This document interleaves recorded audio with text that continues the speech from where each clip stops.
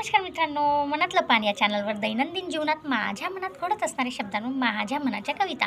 जर का तुम्हाला माझ्या मनाच्या कविता, माझ्या मनाच्या भावना ऐकायच्या असतील, बघायच्या असतील तर जास्तीत जास्त माझ्या कविता बघत चला. जास्तीत जास्त आपल्या फ्रेंड सर्कलला, आपल्या फॅमिलीला, आपल्या ग्रुपला शेअर करा. आणि तुम्ही जर का मला पहिल्यांदा बघत असणार तर माझ्या चॅनलला एकदा सबस्क्राईब करा. बाजूला बेल आयकॉन दिलेलं असतं त्याच्यावर एकदा क्लिक करा, म्हणजे माझ्या रोजच्या नवनवीन येणाऱ्या कविता सर्वात अगोदर तुम्हाला बघायला मिळतील. मित्रांनो, आजवर मी बऱ्याच विषयांवर, बऱ्याच नात्यांवर, बऱ्याच सणांवर काही ना काहीतरी बोललेली आहे. तर चला, आज नवीन शब्दांची नवीन फुलमाळा मी तुमच्यासाठी पुन्हा गुंफून घेऊन आले आहे. माझा नवीन शब्द, माझा नवीन विषय आहे नशीब. तर चला बघून घेऊया नशीब हा कसा खेळ खेळत असतो, नशिबाचा डाव हा कसा पलटत असतो, आपलं नशीब आपल्यासोबत कसा खेळ खेळत असतो. तर चला जाणून घेऊया याच्यावर छोटीशी माझ्या मनाची भावना. नशीब म्हणजे नेमकं काय? नशीब म्हणजे नेमकं काय? न म्हणजे न आवडणारी, शी म्हणजे शिकवून जाणारी, ब म्हणजे बाब. न, शी आणि ब. न आवडणारी, शिकवून जाणारी बाब म्हणजे नशीब. न आवडणारी, शिकवून जाणारी आयुष्यातली बाब म्हणजे गोष्ट, ते म्हणजे नशीब. असं म्हणतात की आपलं नशीब आपल्या हाती असतं, ते दुसरं कोणी लिहित नसतं. जन्माला येताना काही आणायचं नसतं, जाताना काही न्यायचं नसतं, आणि हेच प्रश्नाचं उत्तर शोधण्यासाठी जन्माला यायचं असतं. असं म्हणतात की बऱ्याचदा की आपलं नशीब आपल्या हाती असतं, ते दुसरं कोणी लिहित नसतं. येताना काहीच आणायचं नसतं, जाताना काही न्यायचं नसतं, आणि ह्याच प्रश्नाचं उत्तर शोधण्यासाठी जन्माला यायचं असतं. हाच खेळ नशिबाचा असतो. आयुष्यात जे हवं असतं ते कधी मिळत नसतं, जे नको असतं ते नेहमी समोर चालून येत असतं. नशीब आणि डोळ्यांचं पण जरा वेगळंच नातं असतं. जे नशिबात नसतं तेच नेहमी आपल्या डोळ्यांना आवडत असतं. आयुष्यात जे हवं असतं ते कधीच मिळत नसतं, जे नको असतं ते नेहमी समोर चालून येत असतं. आयुष्य, नशीब आणि डोळ्यांचं पण जरा वेगळंच नातं असतं. जे नशिबात नसतं नेमकं तेच डोळ्यांना जास्त आवडत असतं, कारण शेवटी यालाच नशीब म्हणत असतं. नशिबात जे लिहिलेलं असतं तेच घडत असतं, पण नशिबाचं चक्र हे नेहमी फिरत असतं. कोणाचं नशीब कधी चमकेल हे कोणालाच माहीत नसतं. नशिबात जे लिहिलेलं असतं तेच घडत असतं, पण नशिबाचं चक्र हे नेहमी फिरत असतं. कोणाचं नशीब कधी चमकेल हे कोणालाच माहीत नसतं, कारण पूर्ण खेळ हा फक्त नशिबावर असतो. बऱ्याचदा अशी लोकं बघायला मिळतात की त्यांचं नशीब खूप जोरावर असतं, पण ते कधीच कोणाला साथ देत नसतात. आणि काही लोकं खूप चांगली असतात, पण त्यांचं नशीब त्यांना साथ देत नाही. बऱ्याचदा काही लोकं खूप चांगली असतात, पण त्यांचं नशीब त्यांना साथ देत नाही. आणि बऱ्याचदा त्यांचं नशीब जोरावर असतं, पण ते लोकांना साथ देत नाही. हा पण खेळ फक्त नशिबाचाच असतो. जिथे लोकं स्वभावाने खूप क्रूर असतात, जे लोकांना कधीच प्रेम देऊ शकत नाही, चांगलं बोलू शकत नाही, त्यांच्या मागे लोकं धावत असतात. जिथे लोकं स्वभावाने खूप क्रूर असतात, ते कधीच कोणाला प्रेम देऊ शकत नाही, त्यांच्या मागे लोकं धावत असतात. आणि जिथे काही लोकं स्वभावाने खूप चांगली असतात, खूप प्रेमळ असतात, नेहमी त्यांच्यापासूनच लोकं लांब होत असतात, कारण यालाच तर नशीब म्हणत असतात. काही ठिकाणी स्वभावाने लोकं खूप चांगली असतात, खूप प्रेमळ असतात, मग तरी त्यांच्या आयुष्यातून लोकं लांब का होत असतात? कारण हा सगळा खेळ फक्त नशिबाचा असतो, आणि यालाच तर नशीब म्हणत असतात.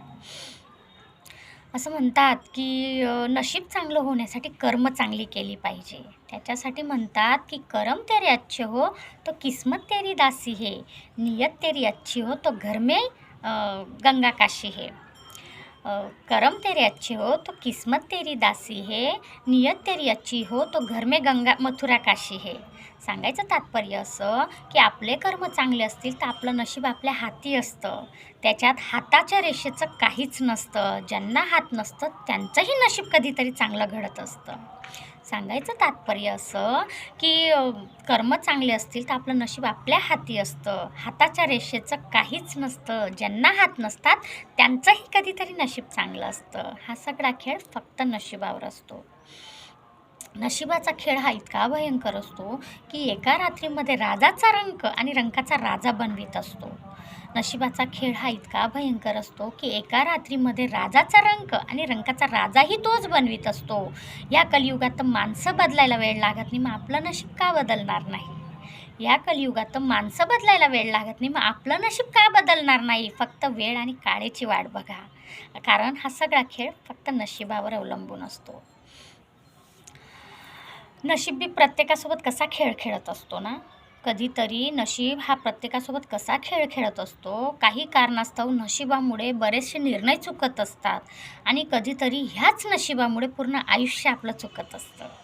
नशीब हा कसा खेळ खेळत असतो ना, ह्या नशिबामुळे बरीचशी आयुष्यात निर्णय चुकत असतात आणि हीच निर्णयामुळे आपलं पूर्ण आयुष्यात चुकत असतं. याचंच तर नाव नशीब असतं. याचंच तर नाव नशीब असतं. जगावं तर फक्त फुलांसारखं जगावं, फुलांसारखं बहरावं, फुलांसारखं आयुष्य सुगंधित ठेवावं. जगावं तर त्या फुलांसारखं जगावं, फुलांसारखं बहरावं, फुलांसारखं आयुष्य आपलं सुगंधित करावं. कारण फुलांनाही माहीत नसतं की आपल्याला सकाळी झाडावरून कुठे जायचं आहे, देवाच्या देवळात की कुणाच्या तरी अर्थीवर. कारण फुलांनाही हे माहीत नसतं की मला सकाळी कुठे जायचं आहे, कुणाच्या तरी अर्थीवर की मग देवाच्या देवळामध्ये. कारण हा सगळा खेळ फक्त नशिबाचा असतो.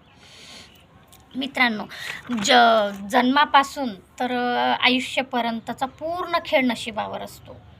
जन्मापासून तर मृत्यूपर्यंतचा पूर्ण खेळ हा नशिबावर अवलंबून असतो. मग तरी आपण प्रत्येक गोष्टीला मानवीला का जबाबदार ठरवत असतो? मग तरी आपण प्रत्येक गोष्टीला नशिबाला किंवा प्रत्येक गोष्टीला आपण मानवीला का जबाबदार ठरवत असतो? कारण जे आपल्या दिवसभरामध्ये जे आपल्यासोबत घडत असतं, आपल्या आयुष्यात कोण येत असतं, कोण केव्हा जात असतं, आपल्याला कोण भेटत असतं, हे फक्त नशीब ठरवत असतं. आपल्या आयुष्यात दिवसभरात काय घडत असतं, आपल्या आयुष्यात कोण येत असतं, कोण आपल्या आयुष्यातून जात असतं, हे फक्त आपलं नशीबच घडवत असतं.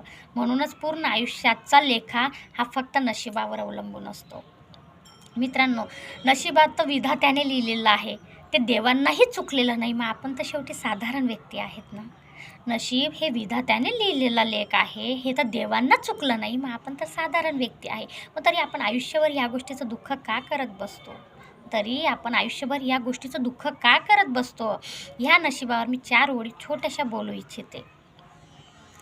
शिकवा नहीं किसी से गिला नहीं, शिकवा नहीं किसी से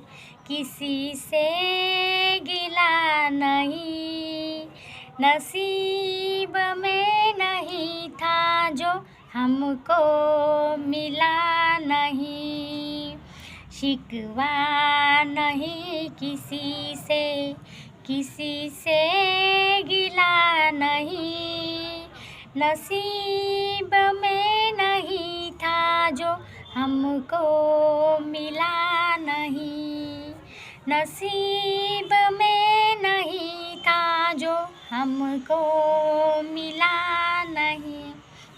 मित्रांनो, नशिबावर तर पूर्ण पुस्तक जरी आपण छापलं तरी ते अपूर्णच पडेल. कारण ते शेवटी आपलं नशीब आहे, विधात्याने लिहिलेलं नशीब आहे.